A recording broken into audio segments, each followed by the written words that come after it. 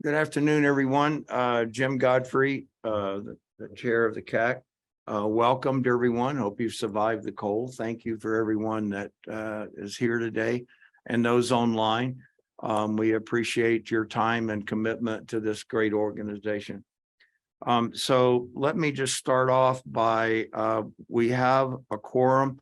Rich, you are currently on the seat to vote and not vote, depending on who may join us on the room or online. Right now, you can vote until we get more that are online or not. So let me start off by the purpose statement for the Citizens Advisory Committee. The primary objective of the CAC is to ensure the capital maintenance and public transportation projects and programs approved by the voters at the November 2nd, 2004, November 6, 2012, and November 7th, 2017 ballot measures are accomplished with PPRTA funds. The committee reports directly to the PPRTA Board of Directors. All right. Do I have a motion to approve the agenda as presented or any changes? Ed, so move. Anybody else? Scott Barnhart, second. Thank you. All those in favor say aye. Aye. Any opposed? I would like to abstain, given the discussion we just had, from approving or disapproving the minutes, if that makes sense. No, the agenda. Oh, the agenda. I'm sorry. Okay. Thank you. All right. Next time. Yeah. We'll get to that in a second. Any public comments from anyone for items not on the agenda? Anyone from the audience? Seeing none. Anybody online? Comments? Okay, great. Seeing none, we'll move on. Item number 4, approval of the minutes. Let me just start off. Dave brought up those that were here last month and online. Remember that we had the conversation that the Board of County Commissioners had adjourned their meeting or canceled their meeting and not approved the HAC members to the RTA CAC as of our last meeting. Larry sat out in the audience and there were others online. So they weren't included in the official attendees or members. So that verbiage of why they weren't in attendance did not make the minutes. So we're going to go back and add that so that it's clear down the road that the reason they weren't here was because of Board of County Commissioner decision to cancel that meeting. So is that satisfactory, Dave? That's perfect, Mr. Chair. Thank you. Okay, so we'll make that change. Any other changes to the minutes? Okay, do I have a motion to approve the minutes as proposed amended? Scott, thank you. Anybody online? Anybody else? Point of order then, should we, this is maybe a question about Robert's rule, should the three of us abstain from this point because we were not here and we're not appointed technically, as the chair just explained? So do we need to abstain or can we vote? So you're asking if you can vote on the minutes of the prior meeting? A meeting for which we were technically not on the. Yes, but you're now on, so I would opine or interpret that you could vote. That's fine. Good enough for me. So we have a second over here from Ed. Any other adjustments or changes to the minutes? Online, not seeing any hands. So all those in favor say aye. Aye. Any opposed? Not seeing one, not hearing any. Minutes approved as amended. Thank you. Thanks for bringing that up, Dave. All right, financial reports, Miss Lisa. Lisa Corey, the finance manager for the PPRTA. The sales and use tax that I'm reporting is for the month of November 2022. We were below the monthly amended budget by $507,335, or negative 3.9%. Overall, year to date, we are above the annual amended budget by $679,590.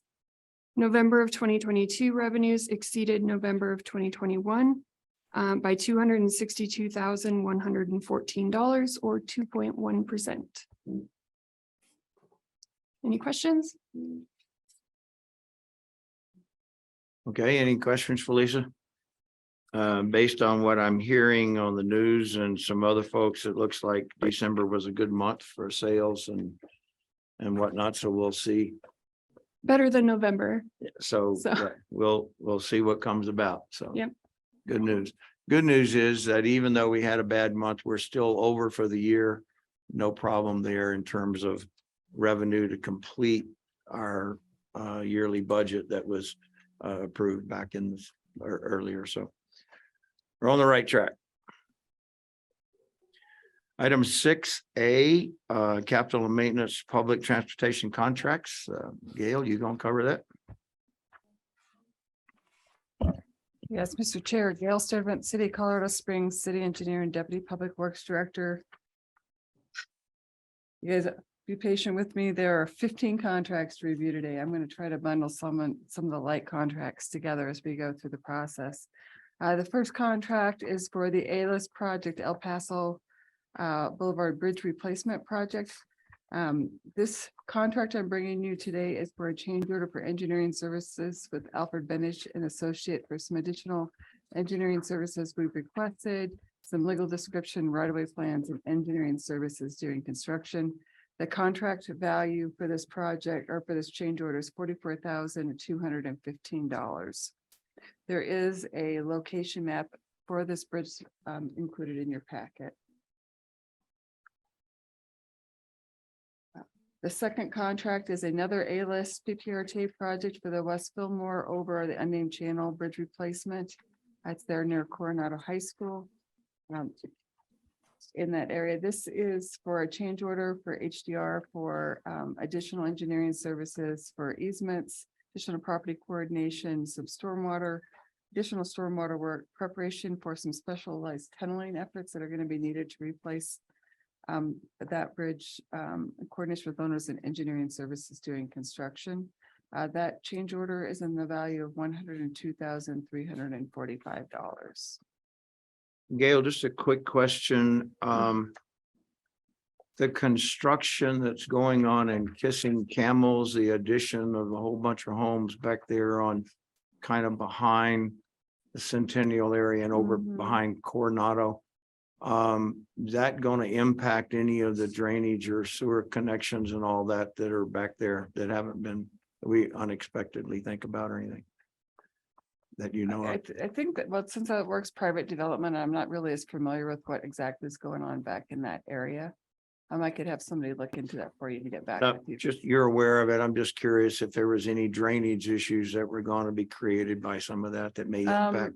For this area, now I understand your question better. I apologize. So not really, because in this area, this crossing into Fillmore, the basin itself upstream is very small. It essentially picks up drainage from Coronado High School and from the Mesa Water Treatment Plant. And it's really the headwaters for this tributary to Mesa Creek is pretty short up to the north side of Fillmore. Okay, thank you. Just a real quick question, that some of the additional scopes of development of RFP. Yes. Development RFP for. Yeah, this is specialized. We're doing a specialized RFP development, request for proposal development, because this is specialized tunneling work. In fact, in addition to HDR services, we've actually brought on board a tunneling specialist because we're going to be about 35 feet below the surface of the road. And I've actually put a lot of tunnels in and had many challenges. So I wanted to make sure we had a very strong qualification based proposal and had somebody reviewing our bridging requirements, bridging document requirements that are going to go in the RFP to have control when we go through, in particular when we're filling that the void space between the pipe and then the earth after they do that jack and bore area. So it's a little bit specialized work that no one in my staff had worked on previously, so it felt like it was important to have them help us with this effort. Other questions? Yes, go ahead. As always, thank you. Hey, in the last meeting, that many of us were in, you did a great job describing work on the 48-inch CMP west of Coronado High School on Fillmore in Camp Creek. This, I presume, is not that, right? No, this is not. This Okay. is, it's actually a smaller, I think it is still a CMP pipe, and it sits just to the west side of Coronado High School's Okay. main property. It's undersized and corroded on the bottom, so it's got structural issues, so we will be replacing it. And I think from a hydraulic standpoint, it does get upsized, but not because of new development impacts going through that area. Questions? All right, moving on to contract number 3. This is for interim improvements for Mark Shuffle Road and the Dublin intersection. There is a map included in your packet to be clear what the limits are of these improvements. The city went through invitation for bid process where we received 6 bids. The successful bidder was Elite Surface Infrastructure, or RME, with the bid of $603,743.05.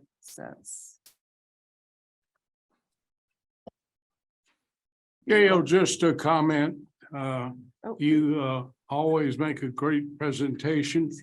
But it warms my heart under the project description to see the words "to add capacity."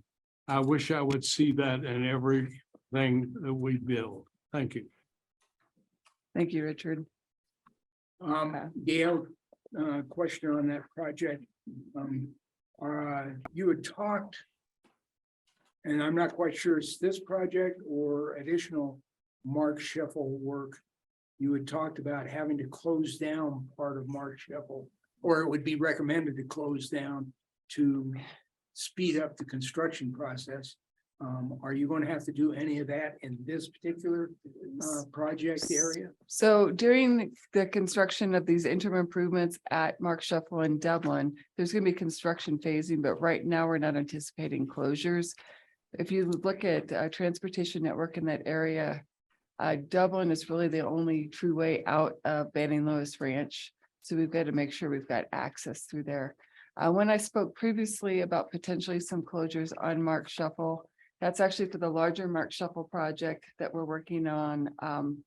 That's a PPRTA 3 project that runs from North Carefree up to Dublin. And we've got that first phase package we're trying to do under our roadway safety, traffic operations, and intersection improvements program. We may be closing part of Mark Shuffle potentially with that.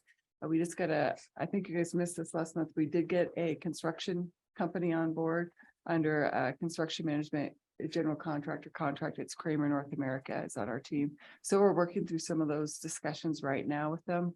But I would anticipate, because as they go through and do that future construction to the south, because Barnes has to be lowered quite a bit, that they'll come in, do a lot of, well, first I have to do utility relocations, but lower the new lanes, which will be on the east side, and leave the existing lanes through traffic on the west side of the road, and then shift traffic over. But there's gonna have to be some closures, at least for the intersection tie-ins, because there's about 5 feet of grade difference that's gonna happen in that intersection. Wow. So more details to come on that in the future.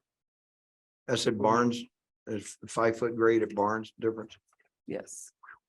Wow, that's a major effort to get it down, make that 5-foot change. So that will be interesting. It will be interesting, but the way that the road was built previously, in the right of way that's there, and there's already 2 lanes, 1 lane in each direction. We'll be able to build 1 lane at the new elevation in each direction, construct the old piece, get it all down to the same level, and then have 2 lanes in each direction going through that intersection, if that makes sense in the future.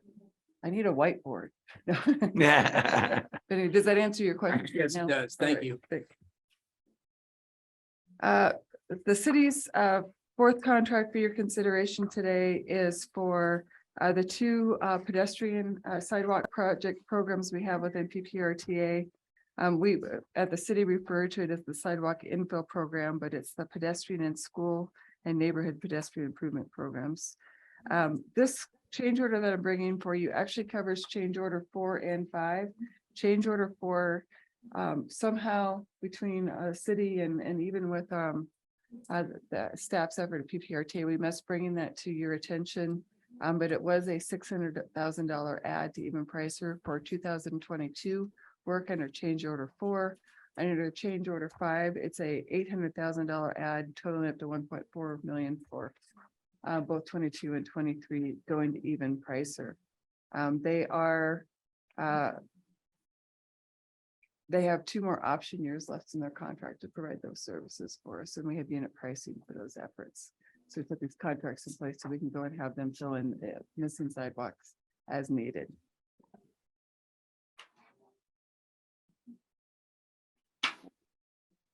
I'm going to talk about contracts 5 and 6 together since they're very similar, but they're awarded to different companies.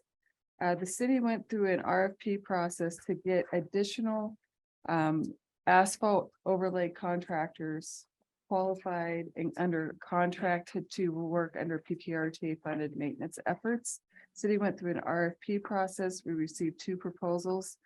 The first one is from Elite Surface Infrastructure, which is covered under contract number 5. And contract number 6 is for pyramid construction. These would establish unit costs. We are not awarding any funds to them at this time or any task orders underneath those contracts. We will have 2 option years available should they be needed. Any task orders that would be issued in the future would be within the limits that have already been appropriated within our budget, and if subject to the change order or the task order requirements under the PPRTA policies, would come back to the CAC and board for consideration. It reads that you put it out under 2Cs, but did it say 2C and PPRTA? It did say 2C and PPRTA. Okay. There are different types of contracts. Okay, so it's not as if you did it for 2C and then you're just adding PPRTA. When you put it out, they knew it was going to be for both of them. Yes. Okay, I'm going to lump contract 7, 8, 9, and 10 together. These are actually task orders. And then I will hit each of the vendors and the amounts forwarded. At the December meetings, we brought forth on-call contracts for 6 different vendors to do on-call concrete and ADA work or pre-overlay concrete work. This is to bring forward 4 task orders, one for each 4 of those 6 that were approved underneath the contract last December.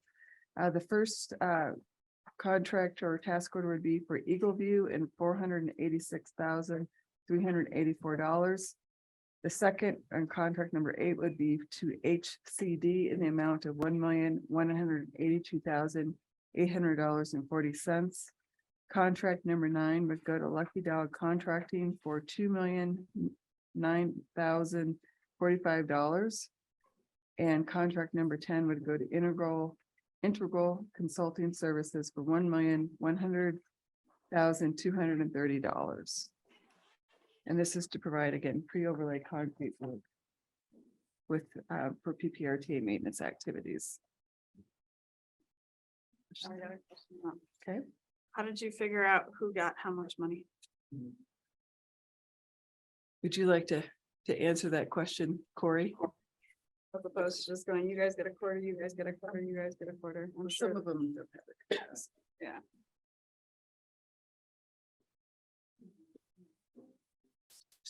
All right. See, I knew there was a reason I came today. All right. Could you repeat the question one more time for me? Corey, by the way, Corey Farkas, Public Works Operations and Maintenance. The question is, as opposed to just dividing it evenly amongst the 4 of them, how did you figure out the dollar amounts for each of the 4 contracts? So when we go out and we get our RFPs, we get line item pricing for all of the different line items within our concrete programs from each of the contractors. So we've got their pricing. We go out and identify the concrete that needs to be replaced and do a pre-assessment, and we apply that pricing to the pre-assessment that we do. So we've got a really good idea prior to the contractor even going in to do the concrete of exactly what it's going to cost. We run into different things, specifically on pedestrian ramps on corners where we may need to make adjustments, and that could adjust the cost. But typically, we've been having underruns with our concrete costs going into these. So that's how we come up with these prices. Would you restate it? Corey, I think the question that she was really asking, how do you divide up the work, not necessarily how you price the Oh, work? Right, gotcha. how did you pick the dollar amount? Not, yeah, not how did you come to the conclusion on how much it is, but So how did you divide it amongst the four it's companies? based a lot on a lot on their production rates. And so we've got high producing contractors and we've got not as high producing contractors that work just a little slower. So we'll put those on some of the smaller segments that we know that they'll be able to get done in a reasonable amount of time. The high producers, we're going to give the larger projects to because we know they're going to go ahead and be able to blow through that and get it completed. Perfect. Yeah, Excellent. thank you. Any other questions on contracts 7 through 10? Dave, I see your mic's on. I just want to make sure. This is a quick, okay. Perfect. All right, I'm going to move on to contract number 11. This is to bring forth a correction to a contract that was approved by the CAC board in the November 2022 meeting. It is to correct the PPRTA share portion of our project management and construction management software. In November, I miscorrectly brought the table showing that the PPRTA portion was $55,000 when it should have been $66,250. So this is to authorize that difference of $11,250. All right, moving on to contract number 12. This is for the South Downtown Rail Underpass Reconstruction Project, also known as the UPRR. Now I'm Tehona, Nevada Bridge Replacement Railroad Bridge. This. Sorry, somebody's not second mic. Okay, thank you. Sorry about that. This contract is to cover anticipated engineering review costs that BNSF Railways would incur as part of their review of that project. Their estimate is $204,581. I know I had 4 railroad ones last month. I'm gonna probably bring another one next month too. We're working on some costs. And if you're an engineer, you ought to go to work for the railroad. They must get paid one hell of a lot of money. Contract number 13 is for another A-list project. There is a location map included in your packet. It's for the South Cheyenne Canyon Road 1 over Cheyenne Creek Bridge Replacement Contract. This is for a change order for engineering services to Jacobs Engineering in the amount of $383,141. And again, it's going from preliminary engineering through final engineering to get us to bid that project. I'm going to talk about contracts 14 and 15 together. We had proposals submitted for additional on-call services. The city reviewed those proposals and choosing to add 2 engineering firms onto our on-call list. One is for Mark Thomas and Company Incorporated. The other one is for Sanderson Stewart, and they'll be added for civil engineering and traffic and transportation services. So they'll be added to the log. They will be awarded a contract for 2023, and then they will have 2 more option years available to align with the other on-call contractors at this time. Any questions on those 15 contracts? And then I want to make a correction to something from last month. I got a question on the last project on the Mesa Bridge or the bridge real quick. Is that bridge the one that right before you get to Seven Falls Yes. and you make that big hard turn to go back up the hill? That is it. Yes, that's exactly where it is. Okay. And as part of this bridge relocation, that intersection, that configuration with Mesa and Cheyenne Avenue would get reconfigured. You know, it's at an odd skew. Yeah. That it's very difficult to see if you're trying to pull out onto to Mesa Avenue. So Yeah. that's going to be more aligned for you to remove that skew and also have a better alignment of that bridge over that creek itself. Yeah, and the buses for the busing of people for the Seven Falls thing is added to that obstructed views at that intersection there. So, Yeah.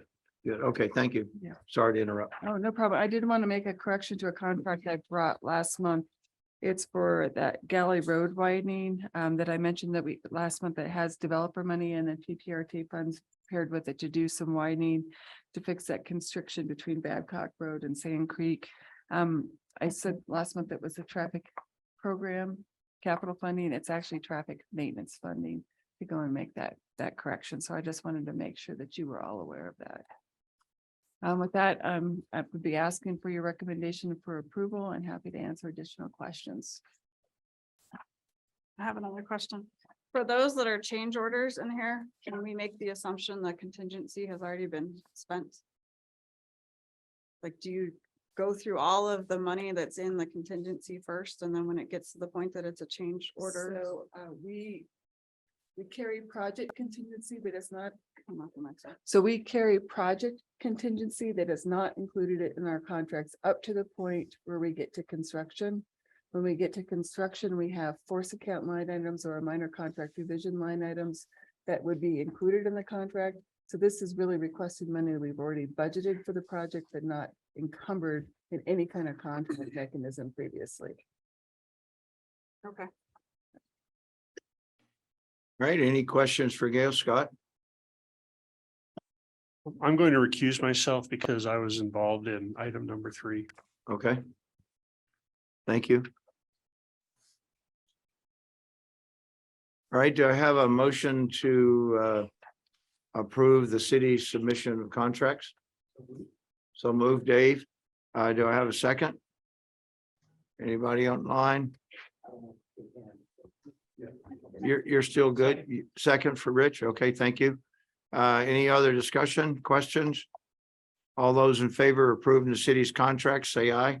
Aye. Any opposed? Seeing no opposed, motion carries. Thank you, Gail. Note that Scott Barnhart recused himself because he was involved in contract number 3. All righty. County. Good afternoon, Josh Palmer, County Engineer. I was very excited because I had 7 contracts to bring before the committee today, and I was sure that I would beat out the city this time around. Nice Didn't try. happen. Yeah, I was hoping, wishful thinking, I know. So like I said, I have 7 contracts bring for recommended approval today. The first 4 are materials purchase orders. The first $500,000 to Schmidt Construction for aggregate chips. So these items are all for our recurring maintenance contracts, maintenance materials. The second is $80,000. This is a dollar amount not to exceed. We have 5 different contractors on board.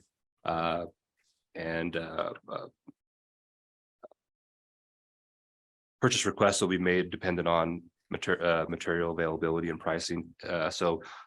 Up to 5 contracts, Martin Marietta, Pioneer, Schmidt Construction, TZAC, and Green Dream International.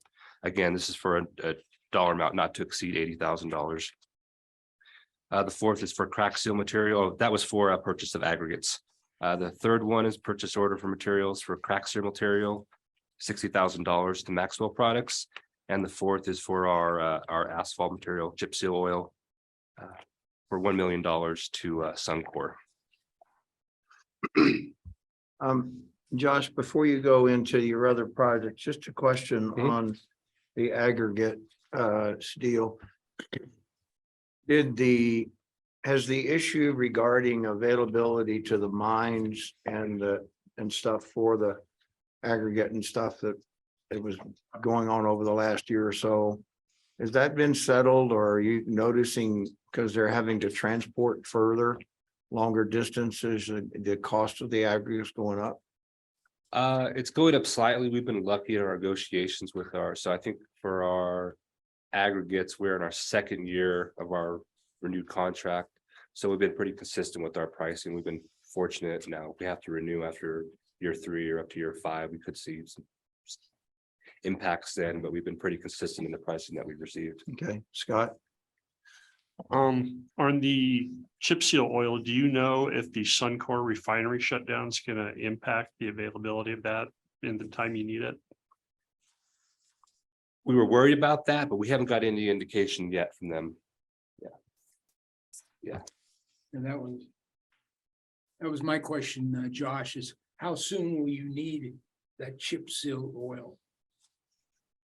Oh, we're gonna start, I mean, probably within the next month. I mean, we stockpile of liquid, but we request delivery February or March, so we can begin work as soon as weather breaks in April. Because following on what Scott said is that from what I've read, Suncor is not projected to come back online until the end of March. Assuming that everything goes okay. That's what they say. Again, every indication we've got is that it shouldn't impact the expected delivery date, quantity, or prices. I think we can all recognize that what you hear in the public is not necessarily what is actually going on behind the scenes. So we're crossing our fingers that the information that we've received is accurate, that it's not going to affect the delivery or the price or the availability of these materials. I'm gonna go with that and put my blinders on. All right, thank you. Sure. So the final three are actual contracts. The item number 5 is a utility reimbursement agreement. $388,814.42 to Quest CenturyLink. So this is a reimbursement relative to RTA 2 A-list project Highway 105. So the southeast corner of Highway 105 in Knollwood. CenturyLink has a right of use easement for their utilities, and we had to do a relocation for a cabinet and a cross box relocation on the southeast corner. Item number 6 is again Highway 105. You're going to see a lot of Highway 105 related items for the next couple months, which is a good sign. Property acquisition for parcel 9. So this is the Cheyenne Village. This is just west of, and there's a map located in there. I believe it's Lake Woodmore, I believe. To the west of Lake Woodmore, east side of the church there. So this is necessary for the Prebles jumping mouse mitigation that's required with the construction of the pond on the other side of Knollwood.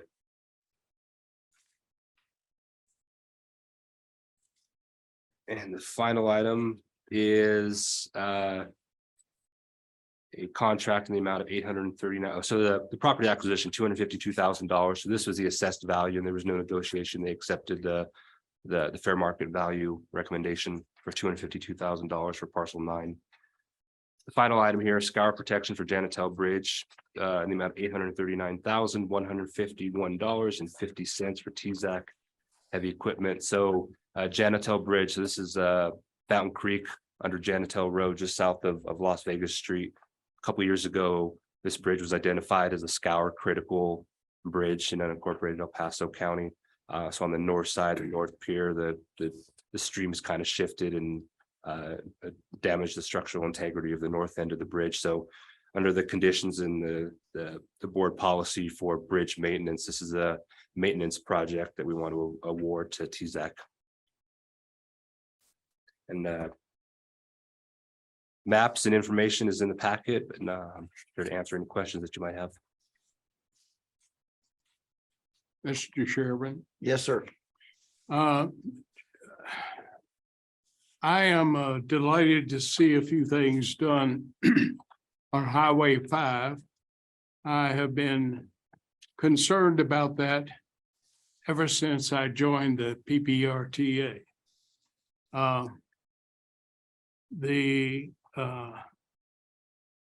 This particular project, well, 105, I believe we have something like roughly $19 million that El Paso County has set aside for 105. There has been I think a failure there's been a failure on El Paso County to not move faster on 105. As a result, I believe part of that, a good part of that may be now in even a B category. I don't know for the forthcoming new the new round of PPRTA for 10 years. And I think everyone deserves to be credited for that. Our elected officials, this group, and the staffs particularly. But somewhere in El Paso County, there has been a problem. I think it is being addressed. I really don't know. It's not the sort of thing that we discuss in open sessions.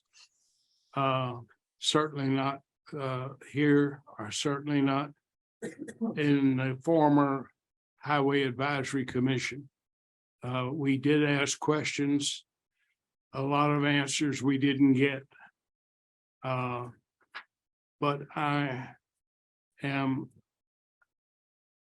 this is is something that I have agonized over, and I considered resigning as a result of such a poor performance on getting over connected with 83, Highway 83. But I'm going to vote to approve these things. I'll even make the motion if permitted to do so. But I would urge that everything possible by the staff in El Paso County, the highway advisory, the Public Works Department, they need to pay and they need to move that as quickly as they can. It is one of the most important east-west connections in the part of northern El Paso County. So with that, Mr. Chair, unless there are questions, I would move the approval of all these projects for El Paso County. Okay, thank you, Richard. I was second.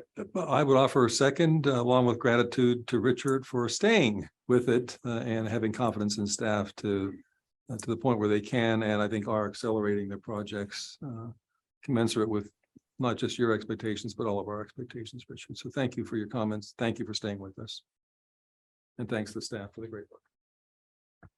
All right, we got a motion to approve and a second. Any other discussion? I do have a question. Okay, go ahead. The reimbursement to CenturyLink for the relocation, if I read that correctly, that is that work has not started, and the reimbursement is actually going to be paid to them up front. Am I understanding that correctly? Yeah, you're correct. Yeah, the work hasn't started. Okay. Yeah. Gotcha. So is that basically they're taking their 388,000 plus and going and doing it? Is there a risk that they're going to come back and say, we blew the estimate, we want some more? I suppose there's always the risk on someone reneging on a contract. Once the contract is signed and executed, the expectation is that they follow through on the conditions of the contract. That just gets reimbursement. Hopefully ensures that the mutually agreed upon price for the relocation is sufficient for them to do the work, and they do so in a manner that coordinates the schedules with the demands of the project. Okay, thank you. This is Ann Esch. Also, could I ask a question? Go ahead, Ann. I'm still so interested in this jumping mouse. That has slowed down so much work on Interstate 125. And I didn't realize it was still a difficulty over on 105. So how are you solving that problem? I didn't quite understand. Local shooting club. No, I did. Yeah, well, unfortunately, until the mouses are extinct, they're going to be an issue. And I think this is the effort to make sure that they don't go extinct. That is, my husband was a biologist and, I love all creatures. But I do know that that is a very difficult problem. And that sometimes you have to buy land somewhere else to get a credit so you can do something. And I do believe that's part of our problem, slowing down a lot of these projects. So I just thought I'd bring that up. Thank you. Rich can tell you all about the problem expanding I-25. Oh, yes. Yes, I know it. That has been a mess. So, I've been part of this for about 5 years, so I understand what's going on. But thanks for all your hard work, all you guys. Bye. Dave? Thank you, Mr. Chair. Craig Gooding raised a great question back to the Comcast relocation item. Does the county, refresh my memory, the county I know is doing some amazing work adding in fiber telecom infrastructure out east, up the US 24 U pass through Manitou everywhere. Will co-location be a part of this Comcast relocation initiative as well? Yes and no. It depends on the location of the existing utility. So I can say for example, we're actually putting in infrastructure for connectivity along the north side that didn't already exist there. So if utilities exist in a position where we can coordinate with them for additional connectivity, we will. But I think this one on the south side, I don't know off the top of my head if they would be a party to that, but we're adding in the infrastructure, whether or not we do it now or in the future, so we can have that connectivity all along Highway 105. Yep, no, that's excellent. My only point is, when the trench is open, they're putting telecom infrastructure in. It's what, Brandy, you've done enough of this. It's $1 a foot when the trench is open. It'd be crazy for us not to be irresponsible, for us not to, since you're paying them good money anyway, to open a trench to move the fiber optic cable over. So it'd be great to have the county have extra capacity built in at $1 a foot. I mean, you're not going to get a better deal than that. Just encourage you to consider that. Oh, absolutely. No, we had actually a pretty significant discussion on the micro and the macro level relative to the utility coordination on this project and in the county as a whole, something that didn't quite exist before. So this project, I won't say it's a pilot, but this one is going to be leading the charge and the renewed interest for coordination with utilities to make sure that we get the best value possible and that they coordinate with the schedules and all work is done, and we don't have to go back in and repair or dig up new roads. So there's definitely a renewed interest in taking advantage of that. I think, no, that's great to hear. I think what's different from what I'm hearing in this case is Comcast isn't coming forward with their initiative.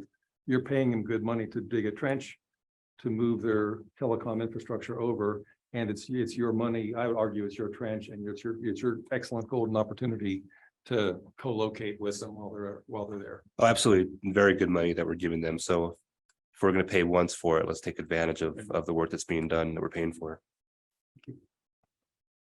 Okay, any other comments or questions on the county's projects? Okay, all those in favor say aye. Aye. All opposed? Aye. Not hearing one or seeing anybody. Thank you, Josh. Appreciate it. Thank you. All right, item 7A, City of Colorado Springs Transit Services. Good afternoon, ma'am. Good afternoon, Chair, members of the CAG, Land Rail Transit Services Acting Manager. What you have in your packet is our monthly report.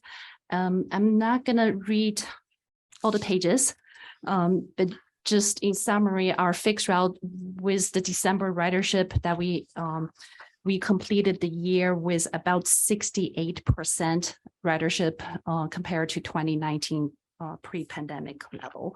On the ADA paratransit side, we saw 69% of the ridership, and Vanpool had the most drop of 23% ridership compared to 2019.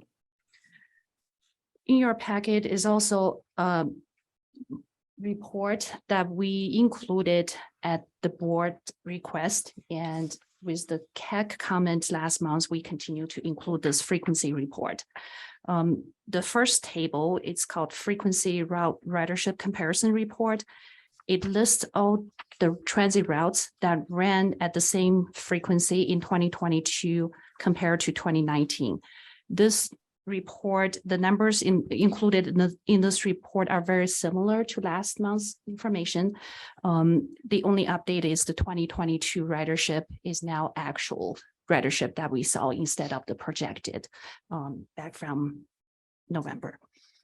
The second report we included in here is a report listing the routes that had a reduced frequency.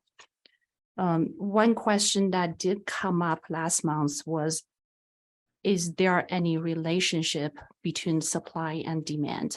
On the transit routes that you did provide the same level of frequency, what's the ridership?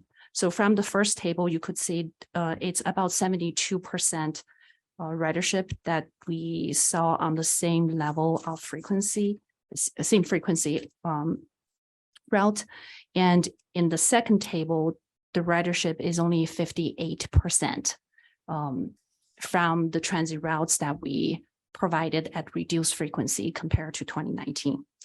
Although this is not a causal effect relationship, but definitely the conclusion we can draw is there are some correlation between the supply and the usage of the system. Item number 3 of the update is the battery electric buses. The city hosted its Smart COS Summit yesterday at City Auditorium, and there were 2 projects from transit that were included in the presentation. One was the mobile ticketing that I actually gave this board an update a couple months ago, and we thought it would be beneficial to include the battery electric statistics that we shared yesterday at the summit. We introduced 4 battery electric buses into our fleet in April 2022. It has been a pretty rocky road since the start of the BEB buses. We've had some challenges in terms of installing the chargers because of the supply chain issues. And so as a result of that, we're not able to achieve that one charger to one bus charging. And we have been using a backup charger to keep things going. And that backup charger does not have a separate meter. So we were not able to get all the information that we wish to get, but with our bus storage project completion expected this summer, hopefully we'll have that information. When we toured the facility during the city's Open house. What I recall was you had to bring the buses into the maintenance bay to have access to those chargers, and there were only 1 or 2. Yeah, we installed one with 2 dispensers, and we actually installed another one, but those are still not as good as what will be included in the. So you're not able to recharge them fast enough by having multiple chargers. So that's what you're working on in that outside facility down. Correct. Okay. Yeah. Thank you. So we included the information that we can gather at this point. We thought it would be nice to show what we do have. And we will come back with more updated information we have once we have the chargers installed. I have a quick question, and maybe it's on that slide. Are you tracking the cost of the electricity? Because we don't have separate meters. Yeah, I heard you say that, but I didn't know if all of them didn't have it or just the backup. None of them? Just the backup. In the bus storage building, once that's complete with 1-to-1 charging, we will be able to. But Okay. right now we don't. Right now, you can't track it. Okay. Yeah. Dave? Elaine, always enjoy, seriously, genuinely, the great work you're doing, the battery electric buses. That all said, one of the really intriguing, I think really innovative initiatives I see going around the country, and I just, in fact, had a discussion the other day with Denver RTD, City of Aurora, pouring a lot of money, I guess City of Aurora, on Colfax, which, as you may know, is a major east-west thoroughfare. They're building 9 queue jumps. I wonder, could you address that? Are you looking at similar kind of very innovative things? Is that a possibility, or do we already have them in place? I've never seen one in Colorado Springs, and So I said that's now moved to number one on Aurora's and RTD's infrastructure list. Was wondering, are you looking at, do we already have them? Can you give us an overview of queue jumps? Currently, we don't. On the routes that those 4 buses are running on. We got 2 BEB buses funded with FTA grant, specifically on Route 23 on Powers, and the other 2 are throughout the system. So we are still in the pilot program, but those are things that we could be looking at down the road for enhanced transit. Yes. The next item we included in the report is the new fixed route contractor transition. Today is the first day with Transdev, our new operator on the local fixed route service. We're very glad, very excited to hear that we are restoring 8 routes as of today. And basically restoring the services that we have been cutting from this beginning of this year. So we're very excited about this transition and restoring the services to the community. We have still a few routes that are running at a lower frequency than planned, but we're hopeful that we'll get there soon.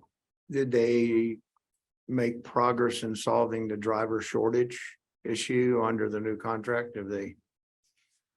They are still working on it, but last month when I was here, we were about around 35 drivers short, and today we're looking at about 12. And with actually 19 in training, not everyone in training will graduate. We normally look at 50% retention rate, and then there's also the natural attrition that happens throughout the course. So we're not quite there yet, but we're very hopeful at this point. Which is saving you the question because you know the board's going to ask it. So I just thought I'd ask it. Thank you. One other quick question, Lan, on the van pool. I think tolls start on the new 3rd lane in March, if I'm remembering right. Right now it's free. Do you expect an impact on the van pool once they start charging, that people may be driving it now and then they don't want to pay the fee because they're 1 or 2 people versus 3 or 5? Do you anticipate that that's going to impact your van pool at all? We hope it will. We terminated Flex service. We did see a few new groups forming using van pool. But since the pandemic, the travel pattern might have changed. We have a pretty large base of federal employees using van pool, and a lot of those employees have, instead of working in the office 5 days a week, now they are either teleworking or hybrid. So that has significantly impacted the usage of van pool. Okay, thank you. Thank you. Any questions for Lan on transit? Great, good job, thank you. All right, Rick, maintenance of effort, you gonna cover that? I'll get it started, yes. As you recall, the establishing IGA contains the maintenance of effort provision that specifies that it's the intent of the PPRTA that member governments should not substitute for or reduce their non-RTA road and transit spending from a base year, which used to be 2004, now it's 2017, should not reduce their 2017 non-PPRTA spending with each new budget year. So that would be 2023. So I gave notice to the member government staffs in mid-December that we would be requesting their maintenance of effort provision reports in the February cycle for the CAC and the board. They're in the packet, and Mr. Chair, if you want to either get presentations from each or just ask if there's any questions. Okay, in the interest of time, I looked through them, didn't notice any questions. It looks like everybody was compliant. Does anyone need any further detail from any of the member governments at this time? Anybody online? Not seeing any hands. Okay, so let's dispense with a detailed brief on them, and I'll entertain a motion to approve the reports presented by the member governments regarding maintenance of effort. Anybody? Scott? Larry Tobias, second. Larry by a second. Any other comments or questions?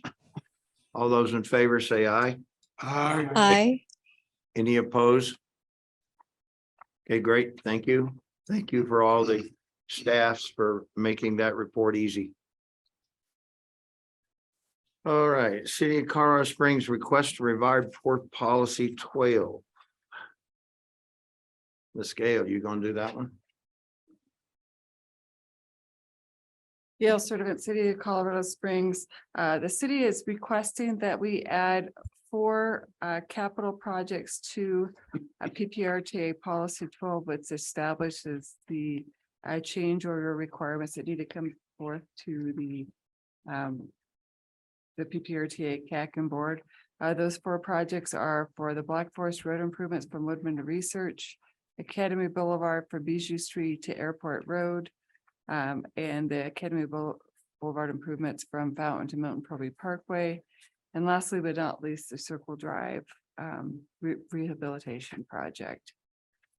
That would, the change order limits that get established is to raise the individual change orders to $100,000 or up to $100,000 or with a 10% aggregate basis of the contract for all 4 of those contracts. Or all 4 of those projects. Okay, Any questions? for our newer members, let me try to explain what this is about.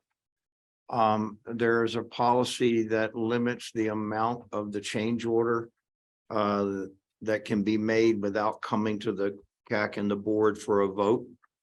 On large projects like Woodman and Union and these large projects here, those change order numbers can be quite large. And so it makes sense from a staff time perspective when they have large change orders to be able to do those without having to come back through the process. And so what we've done is those changes, once submitted, are recorded in policy 12 so that we can go back and show that $100,000 or $200,000 change order was in fact approved for that specific project. And it remains a part of policy 12 for historical purposes. Did I explain that accurately, Rick? So on these large projects, they come forward to request them. We review them, talk about them, and they're approved, and the board will consider it. And then, so you'll see on the change order, potentially see on the change order list, a change order greater than that $25,000 or $50,000 limit, but it should correspond back to a change in policy 12 for documentation purposes. So that's kind of the history of this process. Randy? So, Rick, do you have the language from policy 12 that explains that? I'm just trying to back into it. Gail and I were just doing a quick This is the language. dive It's just these before. paragraphs. That's it. This is already in policy 12 No, but each project has just that same language. that comes as, and it's a template coming from policy 12. Yes. So are we changing that, the aggregate? I'm just trying to figure out what's actually changing. Adding those forward to the existing policy. You're just sticking them in here. They aren't in that copy. Right, yeah, no, that makes sense. And is then the aggregate, 10% of the aggregate of the total contract, if it gets over that 10%, then they have to come back to the board? Correct. Okay. Which I don't think would take very long, but I guess this is better than nothing. Okay, so they just sit there in policy 12. Yes. So we know that they've gone through this process. Correct. Okay. Just documented and then they retained versus making the change and then 6 months or a year from now, forgetting that we did it, they become a permanent part of that. Okay, that makes sense. Any other, good question, Brandy. Thank you. Any other questions on change order requests from the city? Any comments or questions? Do I have a motion to make the recommended approval to the board? Is that right? To make a recommendation to approve to the board? Larry Tobias, I make a motion to approve the request for the 4 projects to be added to the PPRTA policy number 12, as has been discussed. Do I have a second? Emily Magnuson, second. Who was that? Emily Magnuson. Okay, I'll take you, Emily. Scott's got several under his name today. Thanks, Scott. All right, so Emily seconded. All those in favor say aye. Aye. Any opposed? Seeing none. Okay, great. Thank you. 7D, City of Colorado Springs monthly change order and acquisition report. This is information only. It's in your pack. Anybody see anything in there they wanted to ask a question about? Not seeing anybody online and no in the room. All right, we'll move on. The next item is for the county change order and acquisition report, property acquisition. Any questions for the county? Anybody online? Not seeing one. Okay, it's information only. We'll move on. Thank you. Item number 7F, City of Colorado Springs update on I-25 Tejon Nevada ramps project. Mr. Chair, I have Ryan Phipps, the project manager. He's going to be giving us a presentation today. Welcome back, Ryan. Good afternoon, members of. The one with the face in it. There we go. There you go. Good afternoon, members of the PPRTA CAC. I'm Ryan Phipps with City Engineering, and I'm the project manager for the Nevada Avenue Tejon Street Corridor Improvement Project. And I'd like to spend just a few minutes kind of going through it and be willing to answer some questions at the end. Next slide, please. Or can I control it from here? Okay. All right, just to orient ourselves, I-25 intersecting with Nevada and Tejon. It's after that motorway curve. We're looking at those intersections that are right at the off-ramp of I-25, motorway, and then Brookside. Next slide, please. We have a number of goals with this project. It's actually a pretty interesting project because it deals with so many different forms of transportation. You've got an interstate, you've got the off-ramps, you've got arterials, bike lanes, pedestrian ways, transit route. There's a lot of types of transportation forms that are mixing in this location. And we're trying to improve and the movement of traffic and also the safety of traffic. So the goals of the project from the beginning have been to improve the southbound exit off of I-25 to Nevada movement, to reduce the Z traffic pattern that happens between Tejon and Nevada, encourage trucks to use Nevada instead of Tejon. We want to improve pedestrian and bike safety. Part of this involves realigning the intersection of Nevada and Brookside. And then the improvements that we make, we want to align with the Urban Renewal Authority's boundary there, especially along South Nevada. And then improve signing, marking, and wayfinding through this area. Next slide, please. So the first phase, which took place in 2022, was the traffic analysis and alternatives. And that's where we took a look at other projects and plans that had influence on this area. Probably the biggest influence was the Ivy Wild transportation study, but really our project limits was right on its northern boundary. So we wanted to validate kind of their assumptions and concepts, and then dig in a little bit more to the details of the traffic in the area. And because the off-ramps and Nevada are CDOT facilities, we definitely needed to have the traffic data to substantiate decisions and then work with them on concepts that they were agreeable to. So last year, we also developed a concept design, which I'll show a picture on the next slide here, and a cost estimate. This year, we're doing the engineering work, permitting, right-of-way, and developing construction documents. And then we anticipate advertising for construction early next year and making the improvements during the summer season of 2024. Next slide, please. Ryan, may I stop you real quick? Yep. As you go into to divide to the design phase, Yes. and maybe you'll cover it. If you are, just say so. Yeah. That large field on the northwest side, right there as you get off, right as you approach Tejon. Going south on the interstate, that large field there. Yeah. Across from the Toyota Yeah. dealer there. Is there going to be some large, another automotive or some other industry in there that's going to impact what you're designing and planning for? Do you know of anything about that? I'm not aware of anything. That's CDOT parcel. Oh, it And is? they've owned it for years and years. I don't know what their intent is. Okay. So, I mean, I can speak to that just from my history of CDOT. It is CDOT owned property. You know, and they're considering it potentially for, you know, bus staying access or something along those routes for transit as well. But those decisions are yet to be made. Okay, no, we're not expecting an industry to go in there. It's gonna have a large traffic flow. Okay, And they wouldn't have direct access to the. Yeah, it would have to Okay. be up a motorway. okay, yeah, all right, thank you.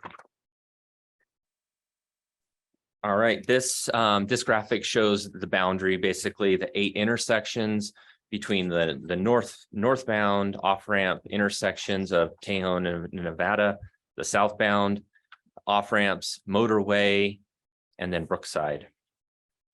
Next slide, please. So I just want to kind of go over kind of the key improvements. Now we're reoriented to north up. On that other one, you had to tilt your head to the right to look at north up. This is the current configuration, kind of the existing layout, and then the proposal is below it. So the basic issues with the southbound off-ramp is that we have 2 right turn lanes that put everybody onto Tejon. And we've done some traffic analysis, and about half the people that take the Tejon exit actually make their way over to Nevada. So there's kind of an inefficient pattern going on there. So with that, rather than having 2 right turn lanes, we'll have a single right turn lane, and the traffic will be directed straight through the intersection, and then we'll have a dual right turn lane at Nevada. And then the other kind of key improvement that you'll see between the existing and the proposed is what we call pork chops, or just the refuge islands for pedestrians. It makes crossing this area much safer. And then specifically over at Tejon, you'll see this on a slide later, but we're putting pedestrians and bikes together through these intersections, rather than currently you have a crosswalk for pedestrians, and then about a car length forward, you have a bike lane for bikes. It just creates more opportunity for conflict. So we're trying to reduce conflict potential there. Next slide, please. All right, Nevada northbound. We'll start at the Brookside intersection. It's basically 2 signals operating as one. It's a very inefficient design and operation. So we intend on realigning Brookside so that it can operate as a single intersection. It'll still be skewed quite a bit, but will be an improvement in operation. And then going northbound, motorway is so close to the southbound off-ramp that having the signal there does clog up and the flow of traffic southbound and creates issues for traffic going northbound. So we'll create a right in, right out configuration at motorway, and then on the opposite side, it's called Arvada. But then because we have that configuration, we have a very long median strip that will prevent traffic from turning left all the way from Brookside to the southbound off-ramp. This allows for a much longer queue for the northbound Nevada to northbound I-25 direction. Right now, that queue is really chopped up because of those intersections, and it's hard to figure out which lane you're supposed to go in. So by having that really long queue, it'll help traffic flow smoother and know, where it is supposed to go. Next slide, please. And then on Tejon, 2C paved Tejon from the intersection there at Motorway to the south.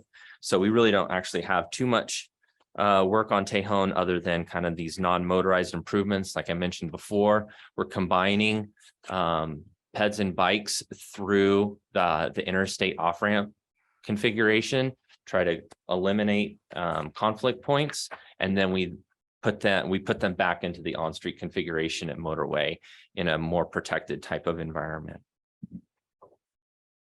And that is the extent of our kind of key points for the project. I'd be happy to answer any questions you may have. Hey, good job. Brian, always great presentation. Thank you very much. I'll just repeat my question to you that I made to Lan about 20 minutes ago. Q jumps. Tell us about them. Have you considered them? If so, great. If not, why not? I'll defer to Gail on Q jumps.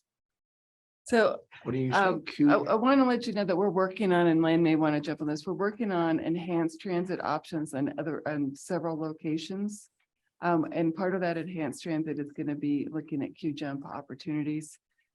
We anticipate globally and will likely be going on like South Academy or Platte first, but Nevada is a possibility just as enhanced transit gets implemented on some of our higher ridership corridors. In this particular case, Ryan did look at it, or his team did look at it in this area, but it would just be one in the stretch, and it doesn't have, it's not a cohesive implementation of enhanced transit services yet there. So. Well, I appreciate your answer always. I'm not sure I agree in that, as I said, on Colfax, 9 out of 9 intersections are being installed with Q jumps at RTD's expense. We actually agree with you 100% Oh, that is a okay. solution. Say that again. No. We agree with you on that's a potential solution. Okay. And that's the right solution. Ryan's project is limited to really just 2 intersections. So just to go and do something in that area didn't really make sense. We needed to look at more of a corridor specific implementation for enhanced transit. And our higher priority corridors are South Academy and Platte likely. But we do them all at the same time. What is a Q jump? Yes, I'd like to know too. This is Ann. I don't understand what that is. Basically, you let the bus go ahead of the rest of the traffic at a signal. Yeah, what RTD is doing, spending tens of millions of dollars, really doing exactly what Ryan said. They build a little, some call it a slip ramp, or it's like a right-hand turn lane. But beyond that, what RTD is doing, and these things they won't double the capacity of your buses, but they allow a bus to go to the front of the line at every red light, and they have a special traffic signal that ties in with the specific location of the bus. So the bus pulls up, they jump to the front of the line at the signal, and then they get a special signal. They'll either hold the signal longer green, or they'll give the bus an advanced green. It's only 4 or 5 seconds. But it's enough to let the 1 or 2 buses slip through and they jump the queue, hence the term queue jump. It's a special bus zippy lane that cuts the delay time in half in a lot of cases. Amazingly effective. More people ride the bus because the bus is faster than the cars. And that's why. I've seen them in other places now that you explained. Oh, I've seen that. Yes, over in England, they do that, I think.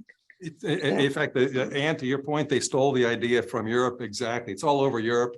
Usually in streetcars, a streetcar pulls up, they get a green light all the time, it seems, because they coordinate the vehicle with the signal and they give them a special way to zip around the red light line or the queue. Well, it does make sense because people want to get to where they want to go faster. And that encourages more public transportation. That's a good idea. Exactly. Yeah, that riding a bus becomes faster, to your point. Yeah. It's faster to ride the bus. So more people take the bus. Why do you want to ride a bus when it's slower? That's than cars? Thank you very much. You'll be hearing me complain about that in the future. So just so you're all on notice. I think eliminating the dual tone lanes at Tejon is going to make a big difference. Yeah, this is That's a cluster there. It's just so. Bottom line, Ryan, this is a fabulous job as expected, as always, much needed, long overdue, much anticipated. Thank you. Good presentation. Thank you. All right, thank you. All right. Gail, you gonna close us out and talk about the circle bridges?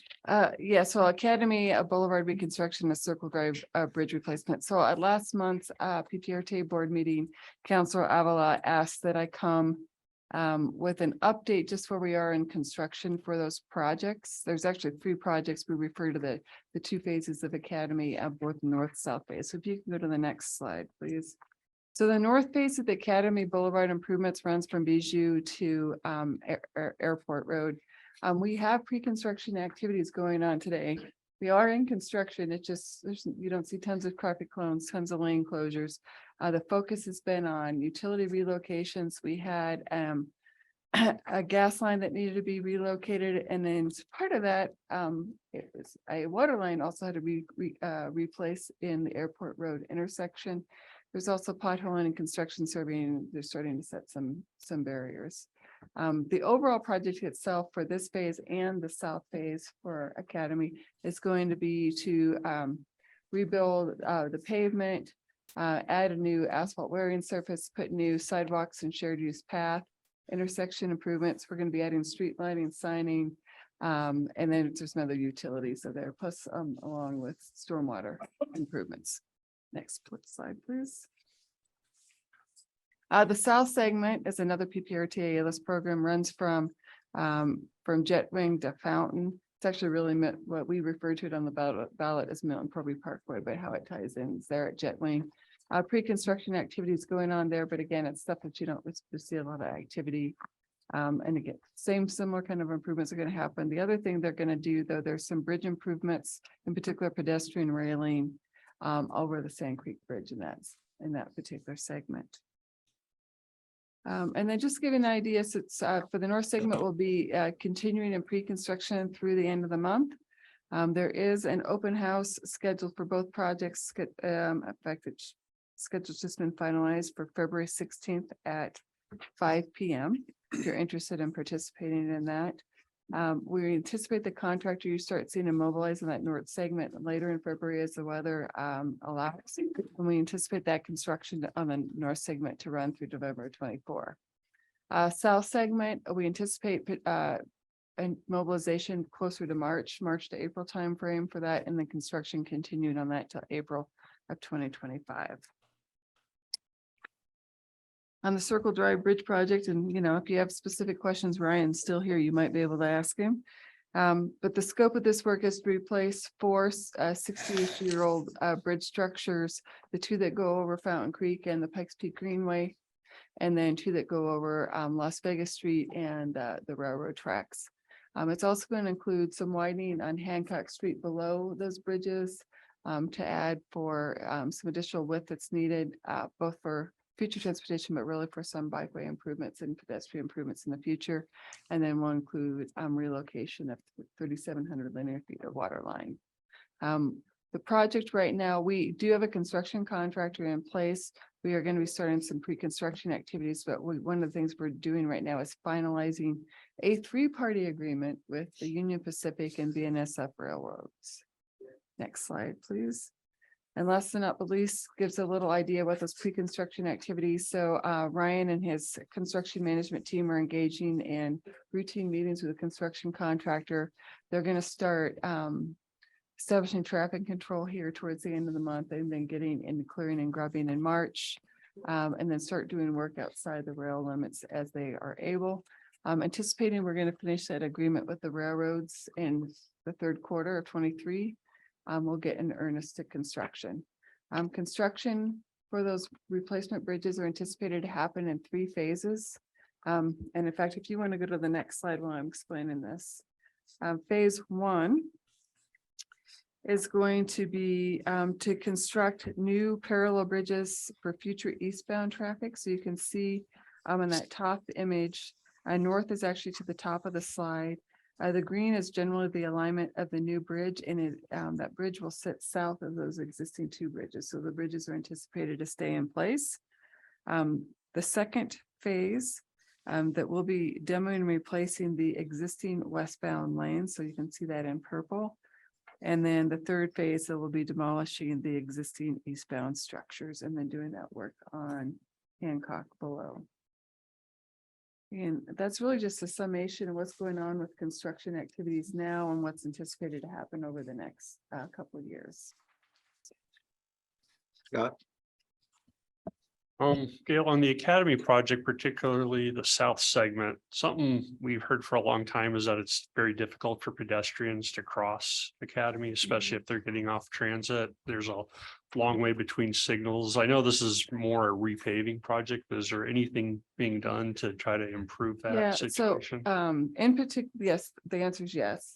One of the things that's missing in this area, South Academy, is really just pedestrian amenities in and of themselves. So those are going to be added either with a sidewalk or a shared use path on both sides. The biggest area where we're having crossing issues with transit tends to be at the Hancock Expressway in that area. And if you're familiar, King Super's complex kind of sits in the north to the northwest. Now I'm not gonna remember all the businesses' names, but in that area, you also have old slip ramps that go through in that area. So those old slip ramps will be removed. It'll be more of a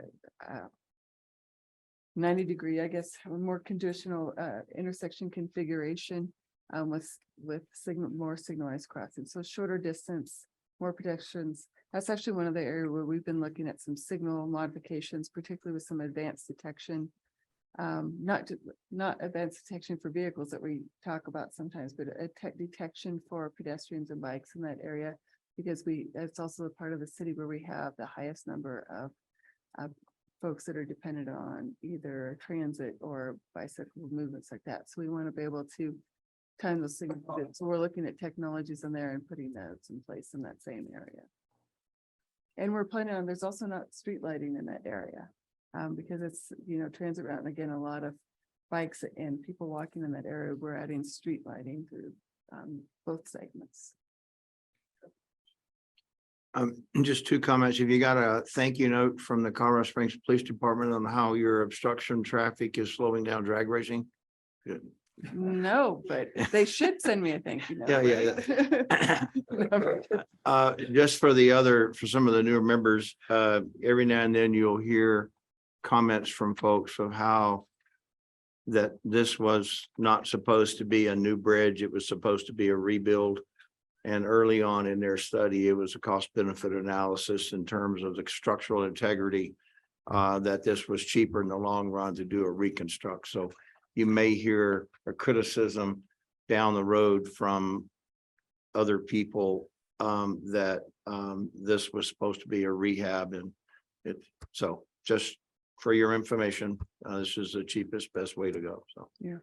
And I also added, there are two other companion projects that are not PPRTA funded that are in the area if you're interested that all work together. So there is a gap between and PPRTA projects between airport and Fountain. We do have a federal aid job where we're going to be doing pedestrian or ADA compliance upgrades, sidewalk upgrades, and sidewalk striping to really kind of bridge that operation, that area, and provide additional pedestrian improvements.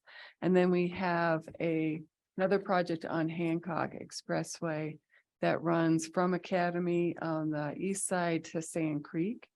And we have funding right now, and we're putting another grant application by Friday to get the funding for the south side. So we have funding for the south side, so not the King Super side, which I could remember the name of the businesses that are down there. But on the King Super side, it's very difficult to get any pedestrian movements, and there's a lot of desire to go there because of the way that driveway goes up off of Hancock in that area. So we're going to be putting a second grant application in on Friday with the hopes to be able to do both sides of the road and just improve pedestrian and bike mobility in that area and provide linkage to Sand Creek Trail. And we just put a new crossing in Sand Creek and Hancock there, but tie that all together in that area better.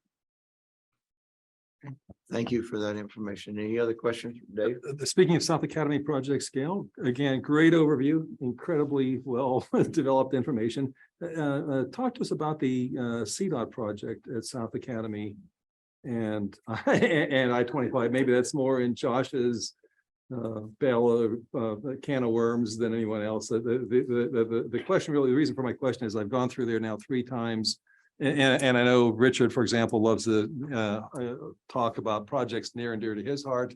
That one, I've been trapped. I was almost late for this meeting because I made the mistake of going through it again, and it was 10 minutes early and lost 10 minutes today in travel time getting here because I was stuck in eastbound South Academy. That makes sense. Or northbound South Academy, making the left turn to get on the interstate was backed up all the way, well, a mile-ish this afternoon, and it wasn't a peak hour. It's just, it's not like Fort Carson's getting out.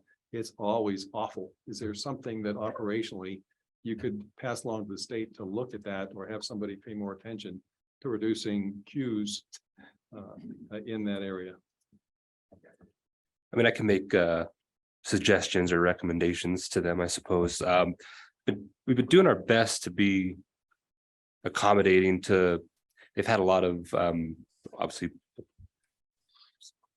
severe weather that we've had lately. We had a lot of the windstorms, the weather that's really kind of pushed the anticipated timeline for the necessary closures, either in duration or in order to keep on the schedule. My understanding from CDOT is we've had to combine some of the tasks. So I think there was removal of the girders and something else. There was two things that they had spread out to try to limit the impacts. Yeah, they pulled the girders down last Yeah, week, but because of the weather and in order to keep on the schedule, they asked if they could have a prolonged closure over that kind of extended into some of the peak hours in order to get everything done and keep on schedule. So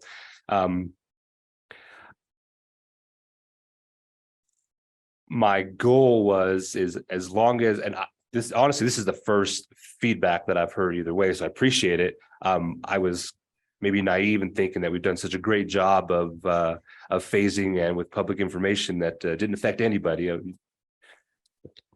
Again, wishful thinking. Trying to be good partners with the state and allowing them to do everything that they can to account for unexpected delays so they can keep on schedule. I mean, those, Richard will concur that funding is also driving the schedule. We want to make sure that there are not funding issues with the timeline for their funding. So I think it's an inevitable, but we're doing our best to make sure that the information is out there, that the impacts are limited to be as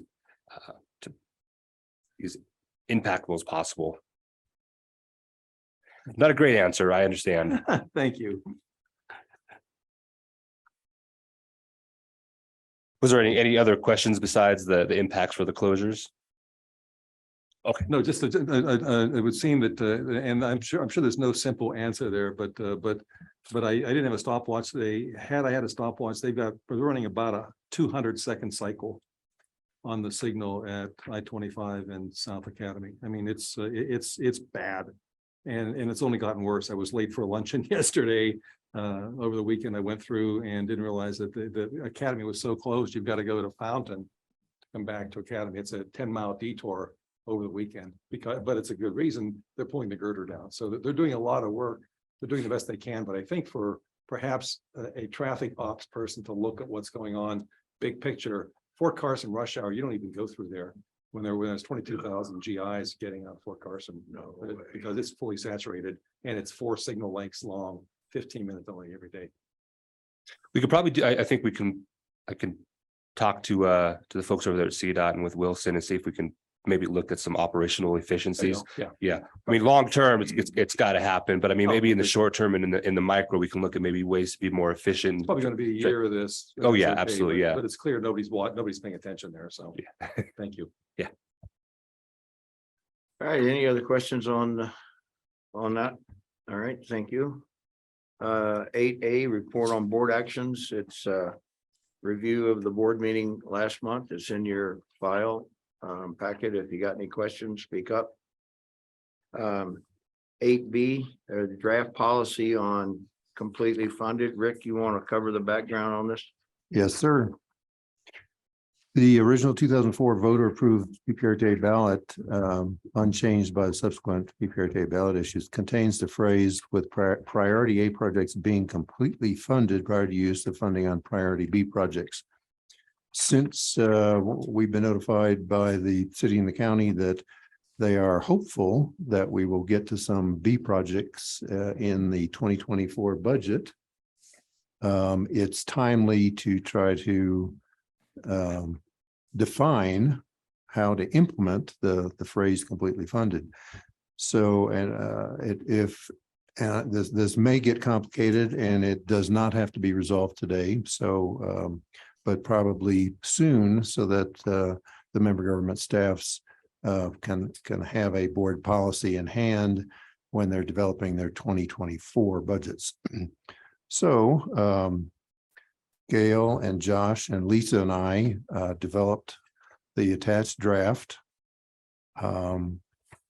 So I won't read it, but if the CAC would like to discuss it, if Gail or Josh want to highlight anything, I'll just stop talking and see if the CAC has some comments and or revisions, or want to send us back to the drawing board.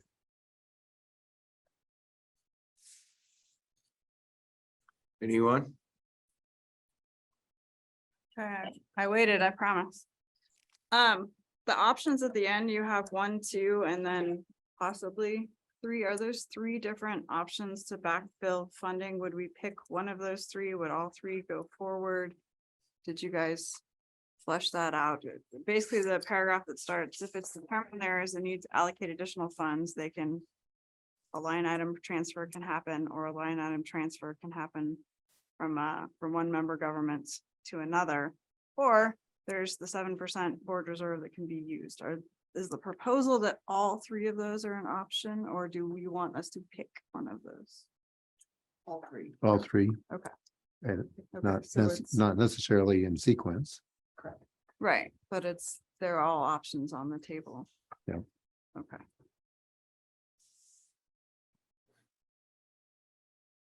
Any other comments from anybody? Yay or nay? I just have one more question. Your 20% versus 5% contingency. What was the thought process as to that, either or? Yeah, the 5% is when we have a construction bid already.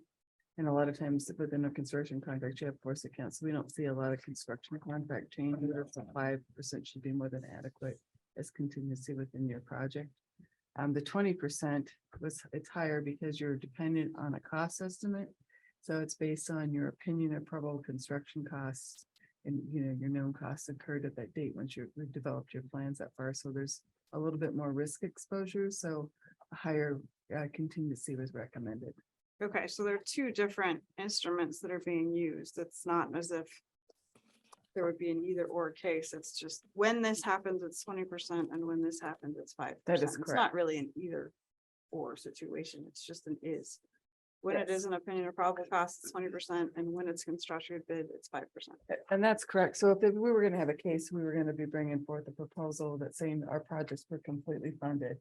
We may have some that are already in construction, so we would be carrying contingency for those. We may have some that are nearing the ends of the engineering phase and going to construction, and based on the level of accuracy, whether it's a class 2 or class 1 cost estimate, we would add 20% at a minimum and contingency in our project plans to cover anticipated overall projects.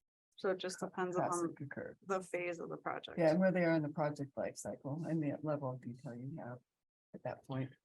Doesn't the Go ahead. level of confidence and whether and the type of project add to that risk of whether you're confident you got enough money there or not? I mean, you certainly wouldn't want to do this as a design build in the last, right? I mean, Right, you gotta look at the whole thing when we're talking about that, we're saying that we are, there should be designed and ready for the construction phase of the project with a class 1 or class 2 estimate. A class 1 estimate is what we'd be using at bid. A class 2 estimate would likely be at 90% design. okay, So you are very far along in the project life cycle and have a lot more of your known risk exposure and known costs identified. That makes sense. okay. So what happens if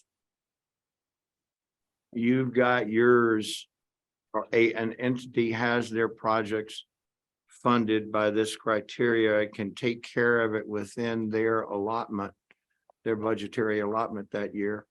But another entity can't complete their projects within their allotment because everybody's got to be at that committed stage of fully funded.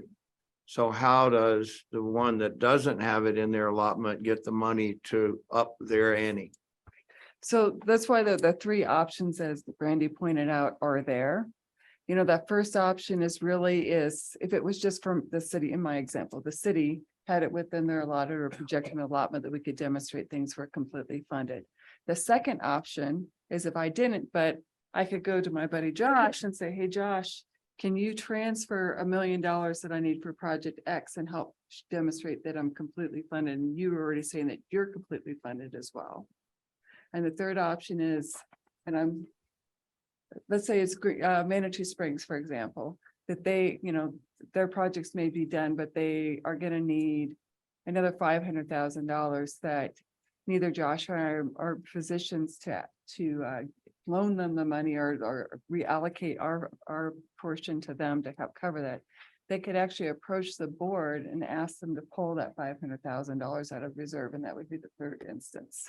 So there are options. It does require us to work together as for the entities to demonstrate that we could all be completely funded, but that's really how we laid out the process to really identify or to address all the potential situations that at least that we could come up with that could occur. I have some reservations in terms of the words that you would use. For instance, in the case we're in the final year or so, and you've got your projects covered and another one doesn't, and in one entity loans, it's at that point in the time, looking at the regional impact of this, it shouldn't be alone. They shouldn't have to pay that back. And so if they've got theirs funded and has excess, that becomes available to anyone, but not as a loan where you owe me out of next year's or next thing. You're correct. They didn't, that probably was a poor choice of words. No, it's easy to say because we can't think of transferring would be another word that you could use that would be less thing, but I just wanted to make sure that no one was thinking that if they come and ask for money that they got to pay it back. That I would have a problem with that. So, Scott? I guess the project that comes to mind is West Colorado Avenue, where we had a construction contract, but it still went way over budget, way beyond any kind of 5 or even 20% contingency. How would we handle? And I realize they went to bid with less than even 90% plans, I think, but how would we deal with a project like that that's already under construction and finds huge utility conflicts that we're not thought of? That's one of the reasons why we were talking about 20% contingency in West Colorado Avenue. I mean, that's a very unusual situation. Let's just put it on that. But if it were to occur, we would still have other monies that could be available, plus the management reserve that the board holds. It's 10%. So if you think about that on an annual basis, that's $1.5 million that they're putting in that reserve, of which 55% of it could be applied to a capital need in the future. But I think that in that case, in West Colorado Avenue, knowing where it was bid, 60-90% and all the changes, I think it could be demonstrated very clear from a member government and from the CAC and board that we can't be completely funded because we have this risk exposure out here. We don't know how to quantify it. So I don't think that either from a staff perspective or from your purview and for the boards that to say things are completely funded would even be reasonable to put forward. I think they'd have to be discussed on a case by case basis. That's a good point. So Scott, you've raised the worst case scenario. So, we have a 3-step process to address it. But the worst case scenario is that say 5 out of 6 entities have completely funded it per this policy, but number 6, whoever it is out of money, and the reserves are out of money, and there just isn't any more PPRTA money. So worst case scenario is that nobody can go to their B list, even though 5 out of 6 are completely funded, because number 6 has exhausted everything here, has passed the hat to the other 5, and they either are out of money or have contributed whatever they can contribute, and there's still not enough money, worst case scenario. Then the PPRTA as a whole, all 6 member governments cannot go to the B list unless somebody comes up with some other non-RTA money to completely fund it. Worst case scenario, because as you know, West Colorado was not 20%, it was 300 to 400% over. Yeah. Yeah. So, 20% or 5% aren't going to cover it. Start all you ugly projects this year or So, next, right? so that's the worst case scenario is everybody's completely funded. Number 6, we've exhausted A, B, and C here. The reserves exhausted. Everybody that passed the hat is exhausted. And number 6 doesn't have it in their general fund, their non-RTA. Then we're dead in the water on going to the B list. But Scott raises a great question. Completely funded means we've got, we'll just call it $300 million sitting there. Everybody agrees that with $300 billion, you can build all their projects. And with that agreement, then the B list can start. Am I understanding that correctly? Is that if Colorado Springs magically has all their A list done, if everybody else has that money in the budget, Colorado Springs can start their B list, right? No. But constructed and funded are not the same. That's why I'm trying to figure out, this makes it sound like the money is budgeted. It doesn't say the money is spent. No. So you don't know, Scott, that you're out of money until you're out of money. So either this needs to be clarified, so we're all on the same page, but if there's $300 million sitting there, they're done. They can start their B list projects, and we won't know we're out of money until West Colorado is halfway done, a quarter of the way Okay, down. good point. Then a change order or a bunch of change orders occur. And everybody and all 6 have declared they're completely funded, but we've exhausted everything here. But then 1 or more of the 6 get change orders after everything's exhausted, then they have to eat it out of their own non-RTA funds. So Brandy, good point. Yeah, yes, we could go to the B list, but then everybody's exposed to change orders Right, that's at your own risk at that point. at your own risk. Those non-RTA funds, if we've exhausted A, B, and C. Yeah, and maybe that's how it should be written up, is if you're going to the B list, it's now at your own risk, because we are gonna do 1, 2, and 3 to make sure those A list projects are funded first. Well, But again, that's, we still have the reserves, right?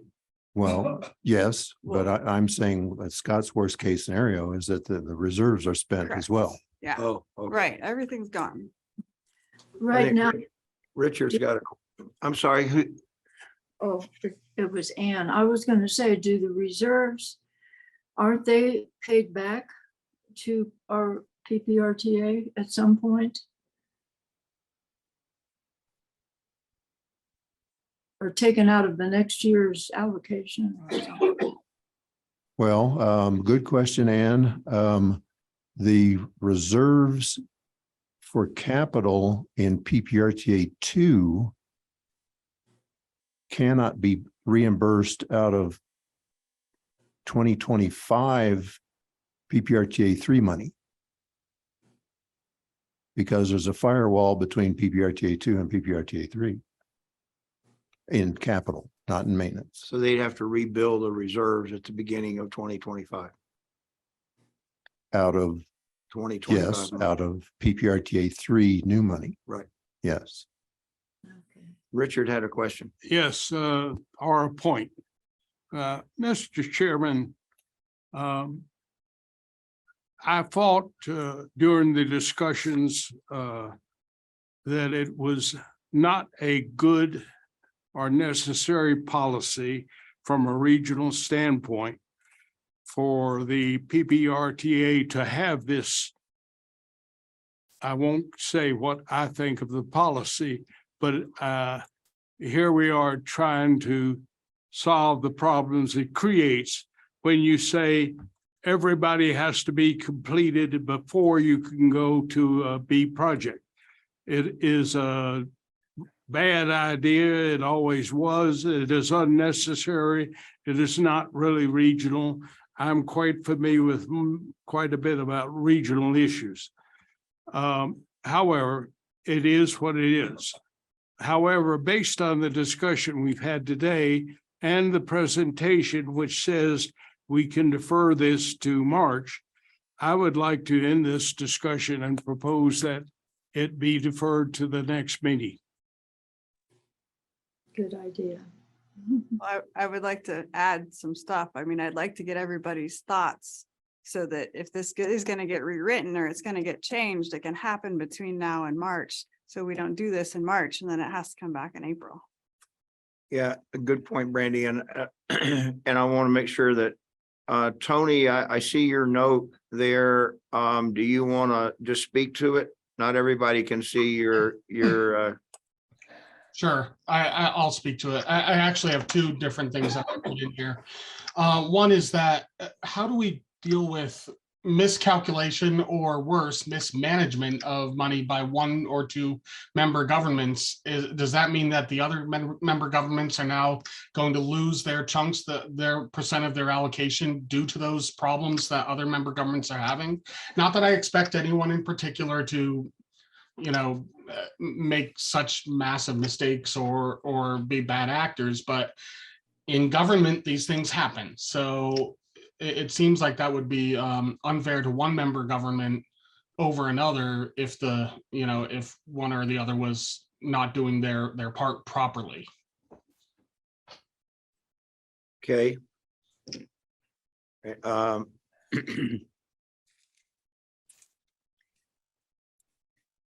Yeah, I think you know you got to leave something to the pros here in terms of what they're doing, and that's always a possibility.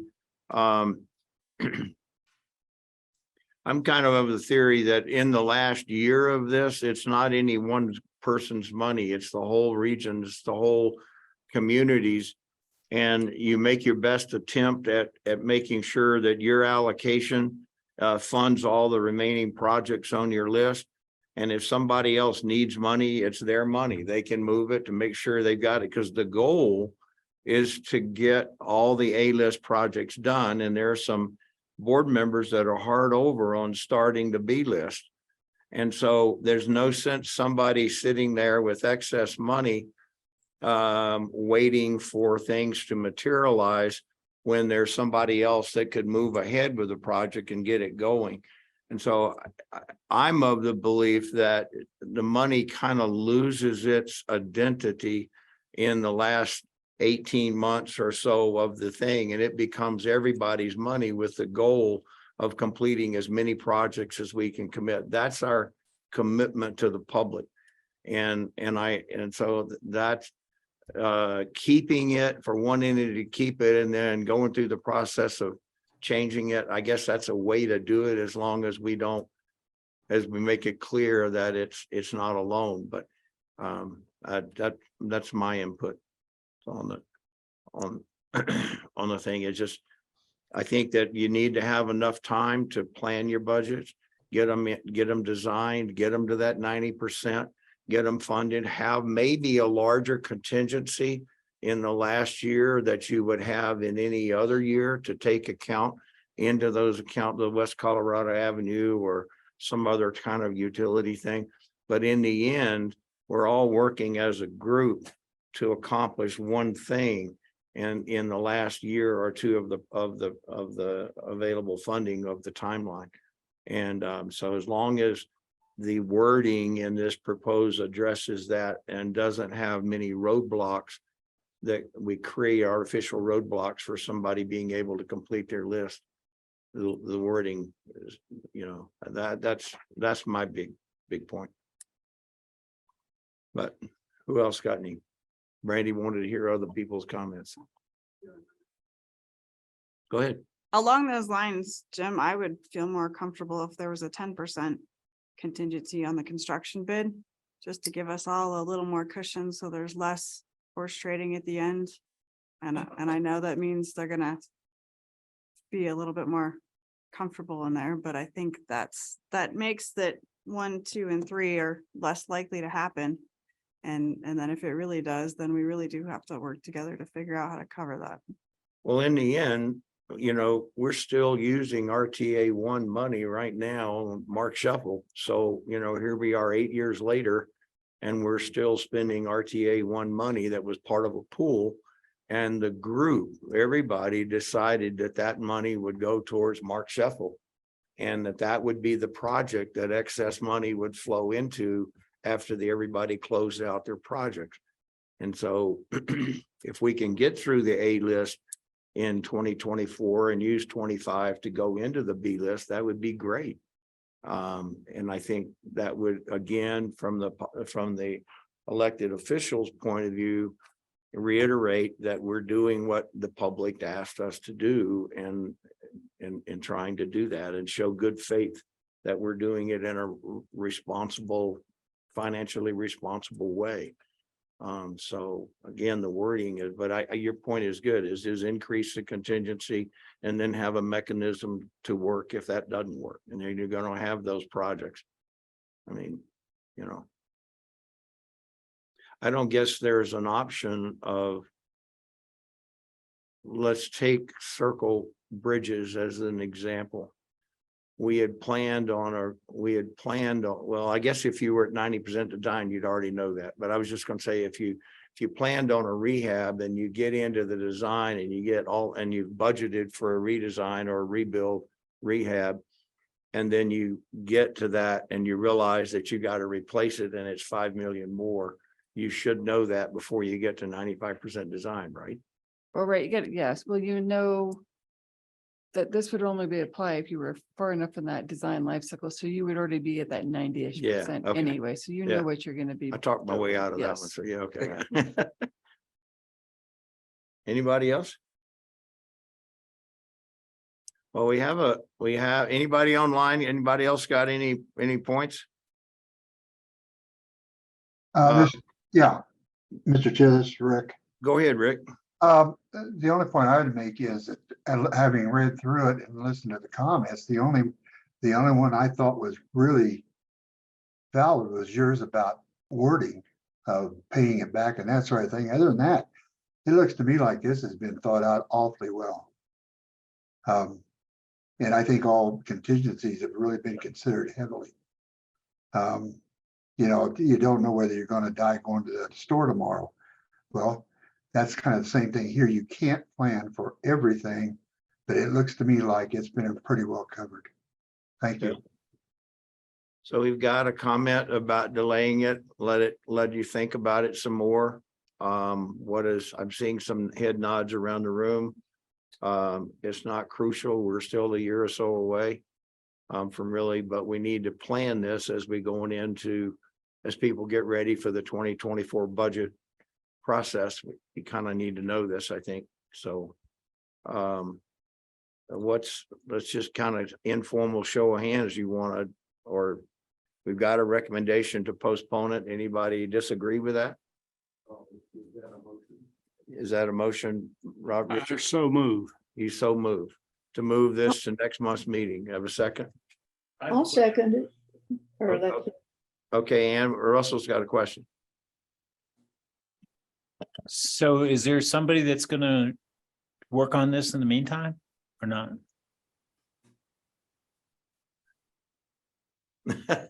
We'll go through the audit and write the comments and try to modify the document. Is that a fair statement, Rick?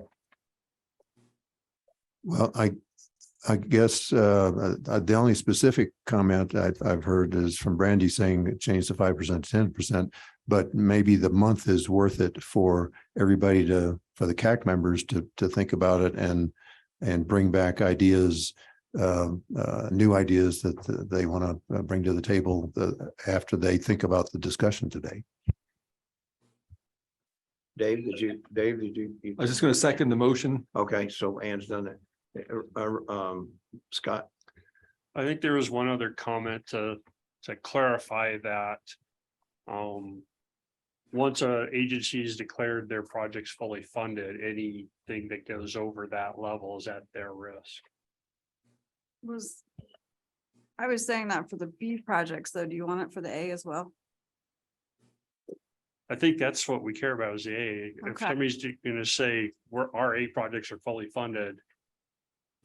So let's move to the B projects, and then something happens in construction and they need more than what they had budgeted for, then that's at their risk. It's not the rest of the RTA's issue. So may I do devil's advocate on that? And that is, I'm not sure that's what the citizens signed up for, especially if we have money in the bank. Two, that's going to result in most likely a de-scoping of a project and not getting the total desired effect of that project in order to bring it into budget. And to me, just countering what you're saying was, if we've got the money in the bank, there's no 100% certainties in this business, and you all sitting around in a room, and most of you have been in this world a long time. We've got the flexibility to do it. We just need to make sure that everybody understands the rules going into the fourth quarter. So, Rick? Let me see if I can rephrase, Scott, what you're saying. If all six have declared that their A-list projects are completely funded, and they proceed for design and or construction, and all three of the contingencies, including exhausting the 7% reserve, the 7% reserve, which is the C step, is down to zero. Then if there's any change orders that are above what the amount that's available for any one of the any one or more of the 6-member governments, then that's at their risk. Because at that point, all the RTA money, all the PPRTA 2 capital money is gone. Right. Mhm. Rick, can I add something to that? Before some language like that would even be considered, we definitely need to refer to our attorneys.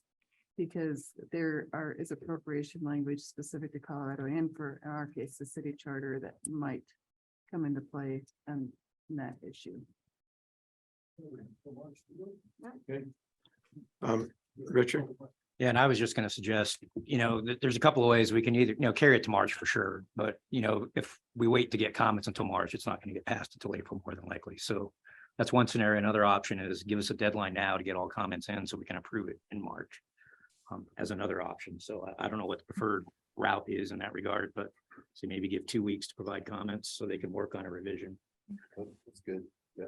Okay, so we Yes. got a motion and a second to postpone the recommendation or on this until March. Let's vote on that.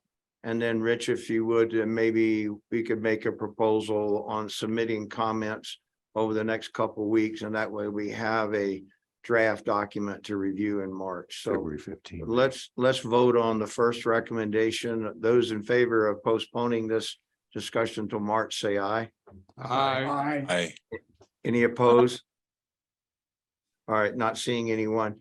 All right, so Rich, you want to maybe make that proposal? Yeah, I'll propose, and I don't know if it needs to be a formal motion or what, but I propose that we get comments on the provided draft by February 15th. Did you say, Rick? Is an acceptable date? Mhm. And they can be considered at the March meeting.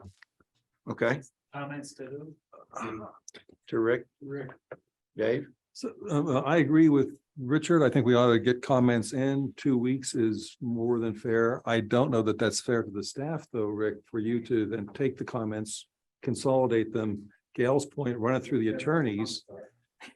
Yeah. And the attorneys throw the wrench in the engine.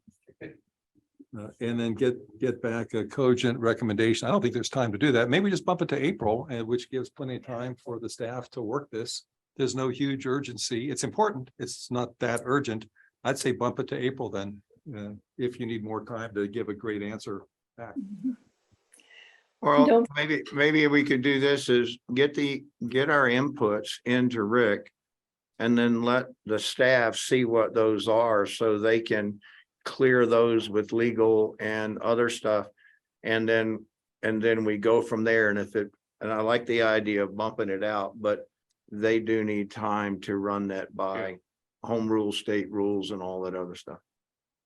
Yeah, I would ask that, still staying with the 15th date and then bringing you a new draft, the option of bringing you a new draft back in either March or April, depending on the in-depth research that may have to happen, and then coordination we do have to. You want to amend the motion? Yeah, yes, I would amend the motion to that. We probably just need to amend the motion then to March or April. Well, let's just make it easy and let's just say we're gonna postpone it till let's just say get all your inputs into Rick by the 15th of February. We'll review a new draft at the March meeting. And then that'll give the staff again time to voice some of the concerns or issues, discuss those. We'll make a final one and we'll approve it in April. There. That sound reasonable to you guys? Gail, that all right with you guys? You think? Yes. The county's fine with that, yeah. I think we're fine with it as well. Yeah.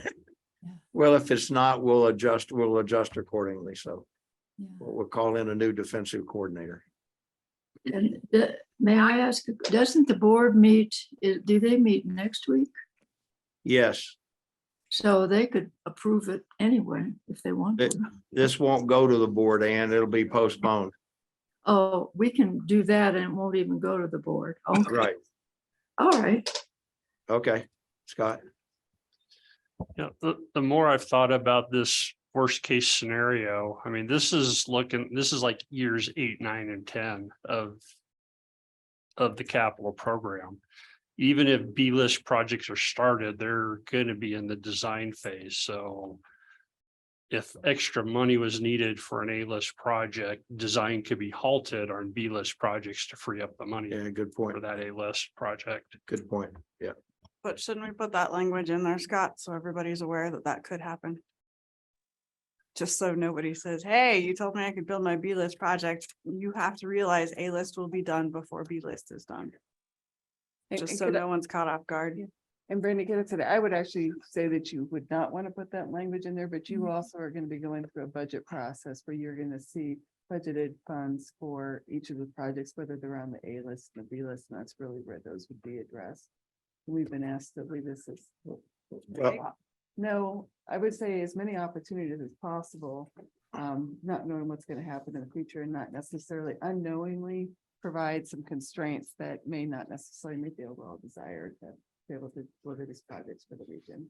The other unknown is where the board is going to come down in terms of prioritization of what B projects get funded. My thinking is it's going into one B project, and that's Powers Extension. But the